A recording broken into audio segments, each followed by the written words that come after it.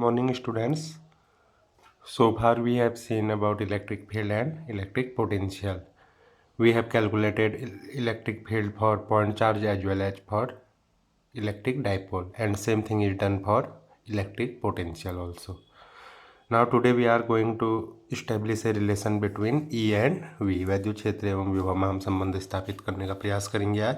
तो ध्यान से देखिए, माना कोई वैद्युत क्षेत्र E ये वाली दिशा में, क्लियर। और देखिए हमने यहाँ पर एक बिंदु ए लिया है और एक बिंदु बी यहाँ पर लिया है।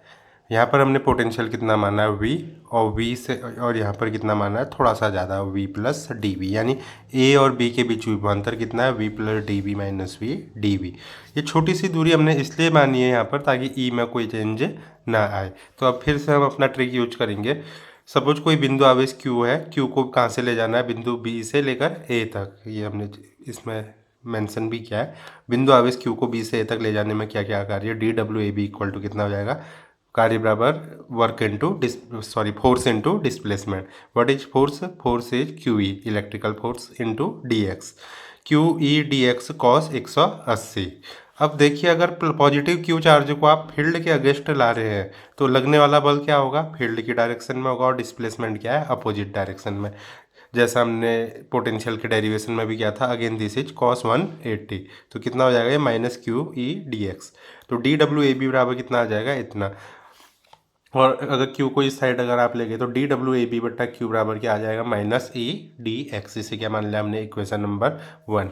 अब देखिए ए और बी के बीच का विभवांतर हमने शुरू में ही क्लियर कर दिया था। ए में हमने विभवांतर कितना माना है वी, और बी ए में विभवांतर माना है वी प्लस डी वी, और बी में कितना माना है वी। तो कितना हो जाएगा विभवांतर, V plus D V minus V. A का विभव है V plus D V minus B का विभव है वी। तो कितना हो जाएगा, वी और वी कैंसिल, डी वी। अब हम अगर डेफिनेशन से देखें ये वाली line, work done per unit charge is basically potential difference D W A B upon Q. तो डी वी बराबर परिभाषा से ये होना चाहिए D W A B upon Q. तो एक से देखिए D W A B upon Q की वैल्यू है माइनस ई डी एक्स, और वैसे कितना आ रहा है हमारा डी वी। तो इसका मतलब डी वी किसके इक्वल आना चाहिए, माइनस ई डी एक्स के इक्वल आना चाहिए। तो D V upon D X equal to minus E equal to क्या आ गया, माइनस डी वी बट्टा डी एक्स। और ये तो हमने केवल एक्स डायरेक्शन के लिए बात की थी। अगर हम जनरल पॉइंट के लिए बात कर रहे हैं तो ई इक्वल टू कितना हो जाएगा, minus D V upon D R. और इससे क्या लिखा जाता है, E equal to minus gradient of V.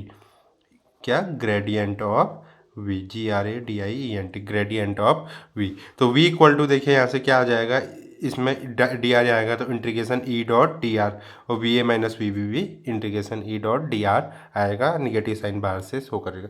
तो अब एक चीज़ बहुत ही इंपॉर्टेंट है, E equal to minus D V upon D R क्या शो कर रहा है कि फील्ड की डायरेक्शन में v का मान क्या होगा, घटेगा, एक चीज। और दूसरा ई क्या है, वेक्टर राशि है, सदिश राशि है, v क्या है, अदिश राशि।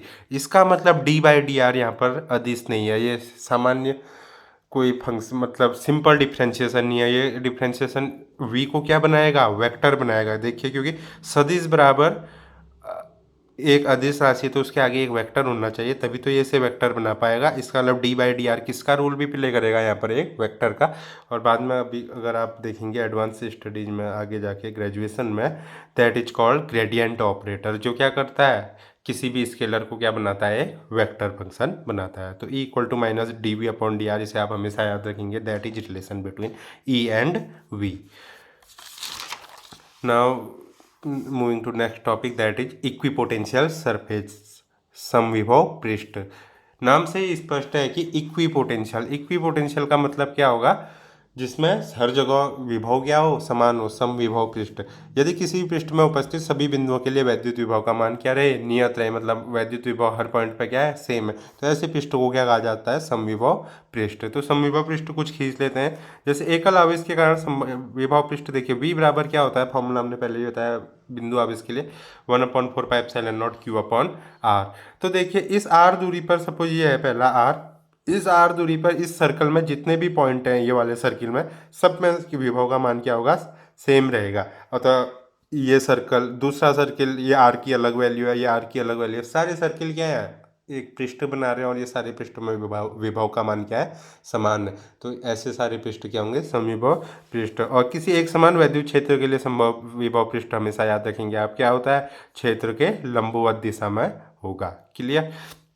ये है देखिए ई की डायरेक्शन हॉरिजॉन्टल, तो परपेंडिकुलर डायरेक्शन में जितने भी पृष्ठ आप बना सकते हैं दैट इज इक्विपोटेंशियल सरफेस। अब देखिए समविभव पृष्ठों के कुछ गुण हैं, ये काफ़ी इंपॉर्टेंट है, इन्हें ध्यान से देखेंगे। Properties of equipotential surface. Number first, समविभव पृष्ठ में किसी आवेश को घुमाने में किया गया कार्य कितना होता है? शून्य होता है। V A minus V B बराबर डी डब्ल्यू ए बी बट्टा क्यू, और समविभव पृष्ठ के लिए वी ए बराबर कितना होता है? V B. तो जीरो इक्वल टू कितना हो जाएगा? D W A B upon Q, तो डब्ल्यू कितना आ जाएगा? जीरो, क्योंकि विभवांतर समविभव पृष्ठ में हो नहीं सकता, क्योंकि सभी में विभव क्या है? सेम है, इसका मतलब डब्ल्यू क्या होगा? जीरो। दूसरा, समविभव पृष्ठ के लिए वैद्युत क्षेत्र हमेशा लंबवत होता है, ये हमने यहाँ पर बताया था, जो उसी को एक्सप्लेन करेंगे। V A minus V B हमने पढ़ाया आपको, relation between E and V में, आज का पहला टॉपिक था जो minus E dot D R. और समविभव पृष्ठ के लिए वी ए इक्वल टू क्या होगा? V B. तो जीरो इक्वल टू क्या हो जाएगा? Minus E dot D R क्या होगा? E A B cos theta, E D R cos theta. E not equal to zero, E zero नहीं हो सकता, दूरी जीरो नहीं हो सकती, तो कॉस थीटा क्या होगा? जीरो। इसका मतलब थीटा क्या है? 90। इसका मतलब E is perpendicular to the surface. तीसरी चीज, समविभव पृष्ठों के मध्य की दूरी किसको दर्शाती है? प्रबल तथा वैद्युत दुर्बल वैद्युत क्षेत्रों को। तो देखिए ये तो काफी क्लियर, ई इक्वल टू होता है मैंने D V upon D R, E किसके प्रोपोर्शनल होगा? 1 अपॉन डी आर भी लिख सकते हैं आप इसे, या आर भी लिखेंगे, that is fine. And next thing, जैसे इलेक्ट्रिक फील्ड लाइन एक दूसरे को इंटरसेक्ट नहीं करती थी, यहाँ कौन इंटरसेक्ट नहीं करेंगे? दो इक्विपोटेंशियल सरफेस एक दूसरे को कभी भी प्रतिच्छेदित नहीं कर सकते। क्यों? अगर प्रतिच्छेदित करेंगे तो प्रतिच्छेदन बिंदु पर क्या होंगी? वैद्युत क्षेत्र के दो मान, सॉरी वैद्युत विभव के कितने मान हो जाएंगे? दो। यहाँ पर दिशा नहीं आएगी, ध्यान रखेंगे, क्योंकि विभव क्या है? अदिश राशि। वहाँ देखा था आपने, जब दो क्षेत्र रेखाएं एक दूसरे का प्रतिच्छेदन नहीं करती थी तो उनमें उसका कारण था क्योंकि वहाँ पर दो दिशाएं हो जाएंगी, क्योंकि वैद्युत क्षेत्र वेक्टर क्वांटिटी थी। लेकिन वैद्युत विभव क्या है? एक स्केलर क्वांटिटी है, और स्केलर क्वांटिटी में आप अगर दो समविभव पृष्ठ एक दूसरे को प्रतिच्छेदित कर रहे हैं, इसका मतलब इंटरसेक्शन पॉइंट पर जहाँ प्रतिच्छेदन हो रहा है वहाँ पर विभव के दो मान हो जाएंगे, अतः ये संभव नहीं है। अब next topic that is important one, electric potential energy, वैद्युत इलेक्ट्रोस्टैटिक पोटेंशियल एनर्जी या वैद्युत स्थितिज ऊर्जा। तो किसी भी निकाय में वैद्युत आवेशों के उपस्थित विन्यास के कारण एक ऊर्जा होती है, जिसे क्या कहा जाता है? वैद्युत स्थितिज ऊर्जा। और सिंपल सी बात है, वैद्युत स्थितिज ऊर्जा क्या होती है? हमने आपको 11th में भी पढ़ाया, कार्य ऊर्जा प्रमेय। किया गया कार्य क्या होता है? स्थितिज ऊर्जा के रूप में संग्रहित हो जाता है। तो वैद्युत स्थितिज ऊर्जा निकाय को बनाने में किया गया कार्य ही होती है। मतलब आपने दो आवेश एक साथ रखे, जैसे एक प्लस क्यू और एक माइनस क्यू का सिस्टम बनाया, तो उनको रखने में आपको जो किया गया कार्य होगा वही किसके रूप में आ जाएगा? उस निकाय की स्थितिज ऊर्जा के रूप में। क्लियर? तो अब वैद्युत स्थितिज ऊर्जा को एक्सप्लेन करना इसलिए भी जरूरी है क्योंकि ये इसलिए इम्पोर्टेंट टॉपिक है। आम जीवन में जैसे आपने देखा होगा NaCl, नमक, नमक को जब आप पानी में डालते हैं तो वो क्या होता है? घुल जाता है। इसका मतलब NaCl की जो वैद्युत स्थितिज ऊर्जा है, पानी की जो डिसोसिएशन एनर्जी है वो क्या है? उससे ज़्यादा है। इसी वजह से वो नमक को क्या कर रही है? अपने अंदर घोल दे रही है। वहीं पर अगर आप लोहे का टुकड़ा डालेंगे पानी में, वो नहीं घुल पाता। क्यों? क्योंकि लोहे की जो वैद्युत स्थितिज ऊर्जा है वो पानी की डिसोसिएशन एनर्जी, जिसकी वजह से पानी डिजॉल्व करता है अपने में, उससे क्या है? बहुत ज़्यादा है। तो इससे हम ये समझ सकते हैं कि कौन सी चीज़ किस में घुलेगी या नहीं, उसका सबका कारण क्या है। अगर दिए गए सॉल्वेंट की डिसोसिएशन एनर्जी जिस सिस्टम को आप उसमें डाल रहे हो उसके वैद्युत स्थितिज ऊर्जा से ज़्यादा है तो नहीं घोल पाएगा, और वैद्युत स्थितिज ऊर्जा से कम है तो घोल देगा। मीन्स नमक की वैद्युत स्थितिज ऊर्जा कम है तो पानी की डिसोसिएशन एनर्जी ज़्यादा है तो घोल देगा। और वहीं पर अगर लोहे की वैद्युत स्थितिज ऊर्जा ज़्यादा है और पानी की डिसोसिएशन एनर्जी कम है तो नहीं घोल पाता है। क्लियर? तो वैद्युत स्थितिज ऊर्जा से आप कई फिजिकल जो हमारे इवेंट होते हैं उन्हें भी क्या कर सकते हैं? हम एक्सप्लेन कर सकते हैं। अब एक एक करके इसमें भी देखेंगे, और ये याद रखेंगे एक आवेश को लाने में कोई ऊर्जा नहीं लगेगी अगर बाह्य क्षेत्र जीरो है। तो हम सिंपल बात करें, दो आवेशों के निकाय की स्थितिज ऊर्जा क्या होगी?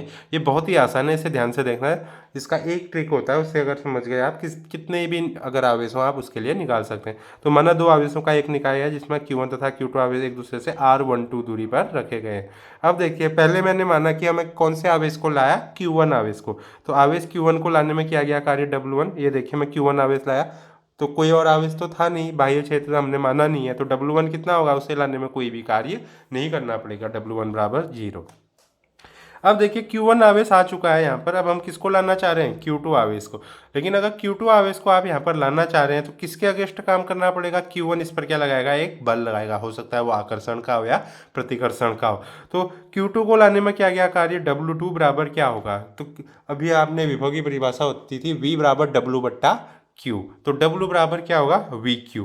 अब ला किसको रहे हैं, Q2 को ला रहे हैं, और विभव किसका आएगा, Q1 का आएगा। तो W2 बराबर जिसको लाए और पहले का विभव V1, तो W2 बराबर ध्यान से देखिए Q2, V1 क्या होगा, V1 कौन है, इसकी वजह से विभव किस दूरी पर, इस दूरी पर, हमने पहले ही बताया R12 दूरी पर। तो 1/4 पाई एप्सिलॉन नॉट Q1 आवेश बट्टा R12। तो ध्यान से देखिए इस वाले स्टेप को फिर से, जिस आवेश को लाए गुणा किस विभव दूसरे का जो पहले से वहां पर मौजूद है। तो W2 क्या होगा, Q2 V1, Q2 और V1 निकालना आसान है, पॉइंट चार्ज की वजह से क्या होता है 1/4 पाई एप्सिलॉन नॉट Q बट्टा R, Q की जगह Q1 और कितनी दूरी पर निकाल रहे हैं R12, तो इसे अच्छे से लिख सकते हैं 1/4 पाई एप्सिलॉन नॉट आगे ले लिया Q1 Q2 अपॉन R12। तो कुल कार्य होगा W बराबर W1 प्लस W2, W1 0 है तो W वही आ जाएगा जो W2 था, और यही कार्य क्या होता है, स्थितिज ऊर्जा के रूप में संग्रहित होता है। तो हमने ये पहले ही बता दिया था। तो U इक्वल टू कितना आ जाएगा, 1/4 epsilon not Q1 Q2 upon R12।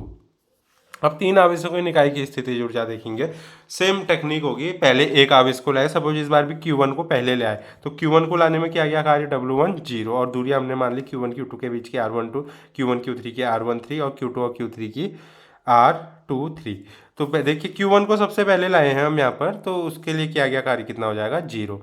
Q2 को लाने में क्या गया कार्य, जैसा पिछली बार किया था, देखिए Q2 दूसरे नंबर पर आ रहा है तो उसको किसके अगेंस्ट लाना पड़ा, Q1 के। तो Q2 के लिए कार्य जो W2 होगा, W2 बराबर क्या होगा, जिसको लाए Q2 को लाए गुणा किसके विभव में लाए, Q1 के, तो Q2 V1 फिर से सॉल्व किया, 1/4 epsilon not Q1 Q2 upon R12, ये जैसा पिछली बार आया था W2 वैसा ही। अब देखिए इंटरेस्टिंग चीज़ क्या आ गई, Q3 के आने से पहले यहाँ दो लोग ऑलरेडी मौजूद है, Q1 और Q2। तो Q3 को किन किन को फेस करना पड़ेगा, Q2 को भी करना पड़ेगा और Q1, तो वही किया है यहाँ पर देखिए, Q3V1 जिसको लाए गुणा पहले का विभव धन Q3 जिसको लाए गुणा दूसरे का विभव, जितनों को, अगर कोई और होता प्लस Q3 इंटू उसका विभव आ जाता। तो कितना आ गया, W3 बराबर 1/4 एप्सिलॉन नॉट Q1 Q3 बट्टा R13, Q2 Q3 बट्टा R23। देखिए Q2 की वजह से Q3 पर R23 डिस्टेंस पर विभव होगा 1/4 एप्सिलॉन नॉट Q2 बट्टा R23, तब आया ये टर्म। तो कुल कार्य क्या हो जाएगा, W1 अभी भी 0 है, W2 और W3 का योग, तो हमने वही किया है, देखिए इसे ध्यान से। तो W इक्वल टू कितना आ जाएगा, 1/4 epsilon not Q1 Q2 upon R12 plus 1/4 epsilon not Q1 Q3 upon R13 plus 1/4 epsilon not Q2 Q3 upon R23।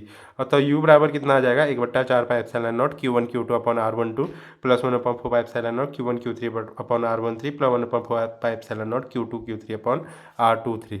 और जनरली देखेंगे 1/4 एप्सिलॉन नॉट कॉमन आ गया, समेसन आई जे कहाँ से कहाँ तक, 1 से n तक, और आई और जे बराबर नहीं होने चाहिए, QI QJ अपॉन RJ, और आई और जे इसलिए बराबर नहीं होने चाहिए कि अपने को लाने में अपने विरोध में काम नहीं करना पड़ेगा। देखिए यहाँ पर कहीं पर भी Q1 Q3 Q1 Q1 नहीं आया, या Q2 Q2 नहीं आया, या Q3 Q3, दोनों चार्ज सेम नहीं हो सकते। तो वर्क कब करना पड़ता है, जब एक आवेश को दूसरे के विभव में ले जाना पड़ रहा है, या बेसिकली क्षेत्र होता है, लेकिन विभव के से हमारा कार्य क्या हो जाता है, थोड़ा आसान। तो तीन आवेशों के निकाय की स्थिति ऊर्जा काफ़ी आसान है। उसके बाद देखिए अभी तो हमने बाह्य वैद्युत क्षेत्र सभी में क्या माना था, शून्य। तो अगला टॉपिक है हमारा कि बाह्य वैद्युत क्षेत्र में दो आवेशों के निकाय की स्थिति ऊर्जा, दिस इज इम्पोर्टेंट हो। इम्पोर्टेंट का मतलब, इस बार देखिए अभी तो हम W1 को 0 ले रहे थे पीछे ना, लेकिन इस बार W1 0 नहीं होगा क्योंकि ऑलरेडी बाह्य क्षेत्र है। तो हमने बोला माना दो आवेशों का निकाय बाह्य वैद्युत क्षेत्र E में विन्यासित किया जाता है, मतलब बाह्य वैद्युत क्षेत्र E में लिख रहे हैं, और E की वजह से क्या होगा, हमने बताया वैद्युत क्षेत्र एक संरक्षित राशि है, तो उसके कॉरिस्पॉन्डिंग क्या होता है कि विभव परिभाषित किया जा सकता है। तो आवेश Q1 को लाने में किया गया कार्य W1 बराबर कितना होगा, पिछली बार तक 0 था लेकिन इस बार 0 नहीं है, तो क्या लिखा हमने, Q1 को लाए ना, गुड, तो ओके Q1 को Q1 लिख लिया, इंटू किसके क्षेत्र में लाए, बाह्य क्षेत्र। तो VR1 मैंने लिखा है यहाँ पर, जहाँ VR1 क्षेत्र E के कारण विभव है, कहाँ पर, जहाँ पर इसको रखा गया है, क्लियर। Q1 को जहाँ पर लाए वहाँ पर बाह्य क्षेत्र के कारण जो विभव था उसे लिख दिया और Q1 से गुणा कर दिया, वही किया गया कार्य होगा। अब आवेश Q2 को लाने में कृत कार्य देखिए, अब यहाँ Q1 भी आ चुका है, बाह्य क्षेत्र भी है। तो पहले हमने बाह्य क्षेत्र के लिए लिखा Q2 इंटू VR2, जहाँ VR2 क्षेत्र E के कारण विभव होगा इस वाले बिंदु पर, और प्लस जैसा पिछली बार किया था, क्योंकि Q2 को इसके अगेंस्ट भी तो काम करना पड़ेगा ना Q1 के, तो हमने पिछली बार निकाला है 1/4πε0 Q1 Q2 अपॉन R1। तो बाह्य क्षेत्र से बेसिकली क्या प्रभाव पड़ा, पहले आवेश को लाने में भी क्रियाकारी अब शून्य नहीं है, और दूसरे आवेश में दो टर्म आ गई, एक तो बाह्य क्षेत्र के लिए और एक पहले आवेश के लिए। तो कुल कार्य हो जाएगा W बराबर W1 प्लस W2। तो W इक्वल टू कितना हो जाएगा, Q1V R1 plus Q2V R2 plus 1/4πε0 Q1 Q2 upon R12। और यही कार्य क्या है, वैद्युत स्थितिज ऊर्जा। तो U इक्वल टू क्या हो गया, Q1V R1 plus Q2V R2 plus 1/4πε0 Q1 Q2 upon R12। तो ये आज के दिन में हमने देखा कि वैद्युत स्थितिज ऊर्जा किसे कहते हैं। और सबसे इम्पोर्टेंट टॉपिक हमने जो सबसे शुरू में पढ़ाया था, that was relation between potential and field, विभव और क्षेत्र के बीच संबंध। उसके बाद हमने देखा समविभव पृष्ठ और उसके क्या गुणधर्म होते हैं, और लास्ट में हमने देखा स्थितिज ऊर्जा क्या होती है, और स्थितिज ऊर्जा कुछ सिस्टम्स के लिए हमने कैलकुलेट भी की, और कल हम एक सिस्टम के लिए और कैलकुलेट करेंगे, दैट इज इलेक्ट्रिक डायपोल। वैद्युत द्विध्रुव को जब बाह्य क्षेत्र में रखते हैं तो उसकी स्थितिज ऊर्जा क्या होती है, इसे हम कल पढ़ें। आज के लिए इतना ही, धन्यवाद।